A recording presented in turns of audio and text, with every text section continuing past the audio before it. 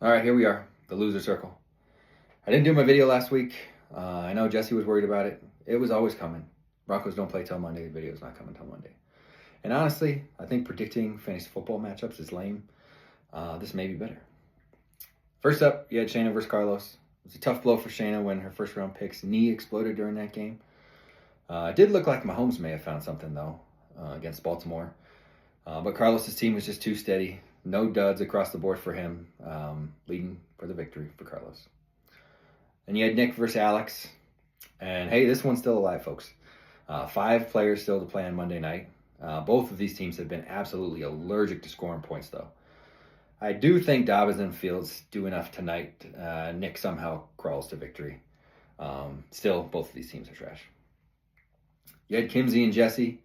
Kimsey may have dropped the league high in points this week. He was an absolute buzzsaw against Jesse's squad. He wasn't terrible, just couldn't hang. Next, you had Tyler versus KP. KP's team is just oof. We'll be seeing KP here next week. Meanwhile, it looks like Ty's got another contender. And to wrap it up, you had myself versus CJ. I need big games tonight from Tua and Garrett Wilson, which means I'm already cooked. Meanwhile, CJ's got the Kyler to Marvin Harrison Jr. connection, which is looking like the most disgusting stack in fantasy football history. Congrats on that, C. Finally, prediction for tonight. Broncos on Monday Night Football. The only game that matters. The other one is garbage. But on paper, this looks like the perfect get-right game for Bo Nix and the Broncos offense. The Bengals defense is trash. Their quarterback loves throwing it to the other team. All the stars are lined up for Bo to finally look competent. But here's the thing. The thing I'm worried about. If it doesn't look good tonight, I'm officially panicked.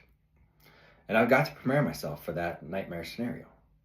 If the Broncos somehow lose to a team with a defense that looks like a wet paper bag and no quarterback, it's officially DEFCON 1. That means Bo Nix isn't just a young quarterback going through some growing pains. He's Paxton Lynch with better PR. But I'm not predicting that. Broncos 40, Bengals 0. Court gets in the end zone twice tonight, and so does the defense. It's going to be a big game for the Broncos. Champagne and beers. I can already tell you, this is going to give me a headache.